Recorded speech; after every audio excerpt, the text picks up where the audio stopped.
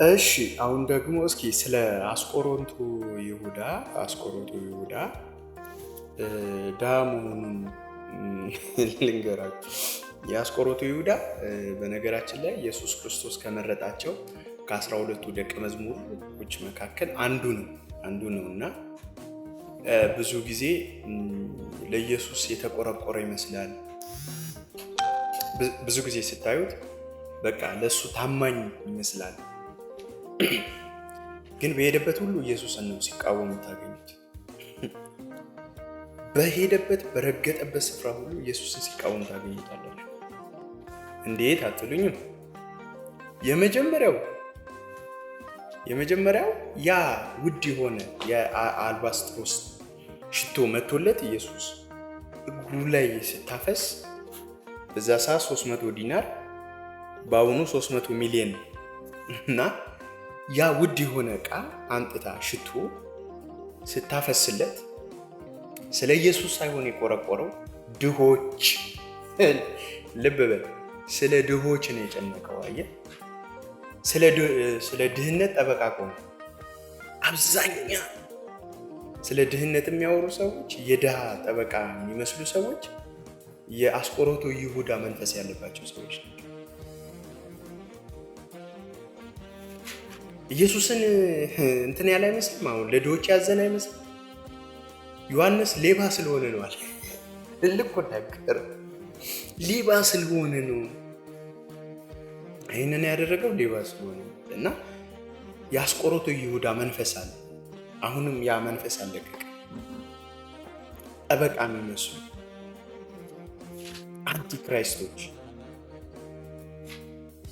የኢየሱስ ተቃዋሚ ናቸው። ስታየው የባባ አይመስልህ? ልክ እኮ ነው የሚታየው፣ ልክ ነው። በቃ የድሆች አዛኝ ነው የአስቆሮቱ ይሁዳ።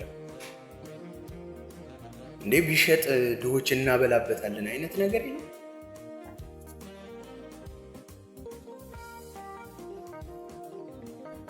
ለእንትን አሁን ደግሞ እዚህ ላይ አሁን የዚህ ዘመን ይሄ እኮ ወጥቶ እንዲህ ቢደረግበት እኮ ምን አገባ? አንተም አታደርገው። አሁን ሰው ሲያደርገው ጣትህን ከምትቀስርበት አንተ አድርገው ማሳይ፣ አብልተህ ማሳይ። ለሁሉ ነገር መቃወም።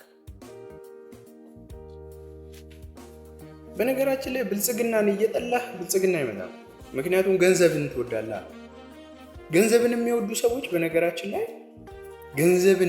አካሄዳችሁ ገንዘብን አለመውደድ ይሁን። ገንዘብን መውደድ የኃጢአት ሁሉ ስር ነው ይላል መጽሐፍ ቅዱስ። የኃጢአት ሁሉ ስር የሚሆነው ገንዘብ አይደለም፣ ገንዘብን መውደድ ነው። ምን ይላሉ? ገንዘብ እኮ የኃጢአት ሁሉ ስር ነው አይልም መጽሐፍ ቅዱስ። እንደዛ አይልም። አሁን አንተ እንደምታስበው አይልም። የሚለው ገንዘብን መውደድ ነው። አየህ፣ ገንዘብን ስትወድ ኢየሱስን ትጠለዋለህ። ኢየሱስን ጠልተህ ከዛ በኋላ ለኢየሱስ የሚመጣለትን ሁሉ ትቃወማለህ። ምን እያልክ? ይሄ ለድሆች ቢሆንስ? ምክንያቱም አንተ ድሃ ነህ፣ አእምሮ ድሃ ነው፣ አስተሳሰብ ድሃ ነው፣ ሁሉ ነገር ድሃ ነው።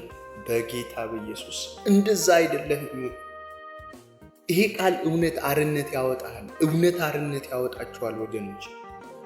እኔ በዚህ እውነት ነው አርነት የወጣሁት። የማንም ባለዕዳ አይደለም።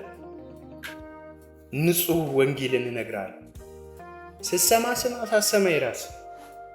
እውነት ግን አርነት ያወጣል።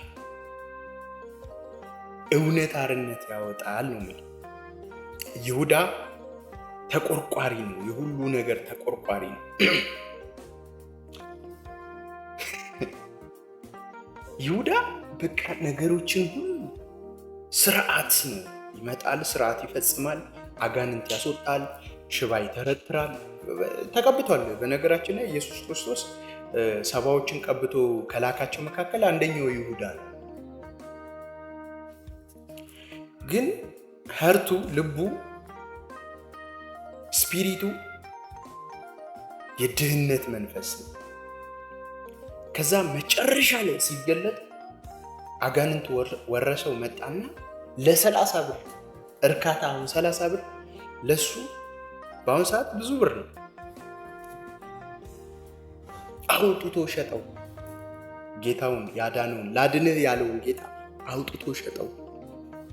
አሁንም ህሊናቸውን የሚሸጧል በሸቀጣ ሸቀጥ። እውነትን እያወቁ እውነት እየሆነ የገባቸው ግን ይክዱታል። ለዛ ነው ገንዘብን መውደድ የኃጢአት ሁሉ ስር ነው ማለት። ገንዘብ በራሱ ኃጢአት አይደለም። አንተ ቢሊየን ብር ቢኖርህ እግዚአብሔር ደስ ይለዋል። ሌክጀሪ መኪና ብትነዳ፣ ሌክጀሪ ህይወት ብትኖር፣ ሌክጀሪ መኪና ቢኖርህ፣ ሌክጀሪ ነገር ቢኖርህ እግዚአብሔር ላይ ጠላቱ መሆን አትችልም። ሩት ኮዙ ምንድነው ነው? ያመጣህበት ኬት ነው? ገንዘብን ከመውደድ። መኪና ሊኖር ይችላል፣ የፈለገውን ነገር ልትነዳ ትችላለህ። እዚህ ላይ ከረባት ለብሰህ ልትጮሁ ትችላለህ። ግን አካሄደ ገንዘብን መውደድ ከሆነ አየህ፣ አንተ ይሁዳ ነህ፣ ኢየሱስን እየሸጥከው ነው። ይግባህ ወገኔ። አንተ ኪስህ ምንም እንኳን ባይኖር ባለጠጋ እንደሆንክ ካወቅ ሰጪ ነህ፣ ለጋሽ ነህ። ምክንያቱም እግዚአብሔር እየሰጠ ያልቅብኛል ብሎ አይፈራም። እግዚአብሔር ድሃ ነው። ታዲያ የእግዚአብሔር አባል አልሆንክም? የእግዚአብሔር ልጅ አልሆንክም? ታዲያ የእግዚአብሔር ልጅ ነኝ እያልክ እንዲህ ድህነትን ልታሰብ ትችላለህ? አሁንም ነገርኩ፣ በማየት ነው። አንዳንድ ሰዎች ይታለ እስኪ ምን የትኛው መኪና እየነዳ ምናምን። መኪና ስለነዳው አይደለም ወዳጄ፣ እኔ ሀብታም መኪና ስለነዳው የሆነ በጣም ሌክጀሪ ምግብ ስለበላው አይደለም ብልጽግና ኢየሱስ። ባለጠጋ ነኝ፣ አስረግጬ ነው ባለጠጋ ነኝ። እኔ ድሃ አይደለሁም።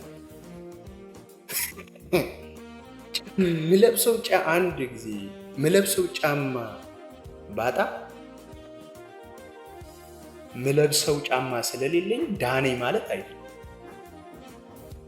እኔ ውስጥ ሰላም አለ፣ እኔ ውስጥ ደስታ አለ፣ እኔ ውስጥ ኢየሱስ አለ፣ እኔ ውስጥ እረፍት አለ። አልቅበዘበዝም።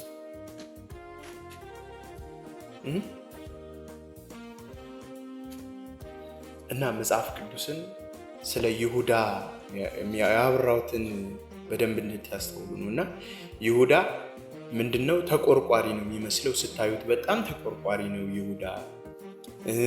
በቃ ኢየሱስ በሄደበት ሁሉ ገንዘብ ሌላ ቦታ አይደለም። እንደነ በነገራችን ላይ እነ ዮሐንስ፣ ጴጥሮስ፣ እነ ቶማስ ከሱ ብር ወስደው ነው ሂደው ገንዘብ ያዥ ነው እሱ ገንዘብ ይዞ ቁጭ ነው። አየድህነት አገልግሎትህን በገንዘብ ልትቀይር ትፈልጋለህ። ትንቢትህን በገንዘብ ልትቀይር ትፈልጋለህ። አርነት ውጣ እያልኩ ነው።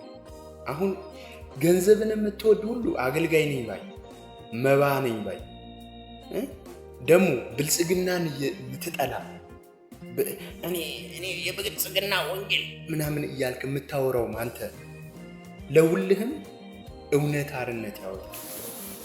ገንዘብ በራሱ ኃጢአት አይደለም። ኃጢአትም የሆነው ገንዘብን መውደድ ነው። ገንዘብን ስትወድ ወንድምህን ትጠላለህ። አብሮህ የሚያገለግለውን ሰውዬ ጉድጓድ ትቆፍርለታለህ። አብረሽ የምትበዩን የምትጠጪውን እህትሽን ትጠያታለሽ። አብሮ ሊኖር የሚፈልገውን ሰው ትገለዋለህ። ገንዘብን መውደድ የማያደርገው ነገር የለም። ለዛ ነው ይሁዳ ለገንዘብ ሲል ኢየሱስን አሳልፎ ሰጠ። ይሁዳ የድህነት መንፈስ ስላለበት ነው ኢየሱስን አሳልፎ የሰጠ። ባለጠጋማ ቢሆን ምን አነሰኝ ብሎ ምን ቀረብኝ ብሎ አሳልፎ ይሰጠዋል። ድህነት ስላለበት የድህነት መንፈስ ግን ደግሞ ለድሃ ተቆርቋሪ ነው የሚመስለው። አየህ፣ እግዚአብሔር ከዚህ ይፈውሰን። ወዳቸዋለሁ፣ አከብራቸዋለሁ። ኮፒ ሊንክ፣ ሼር፣ ፎሎ አድርጉ። እኔ ፎሎ ምናምን ጠይቄ አላውቅም፣ ግን አሁን እስኪ ፎሎ አድርጉ። ተባርካቸዋል። ለበረከት ሁኑ። እወዳቸዋለሁ።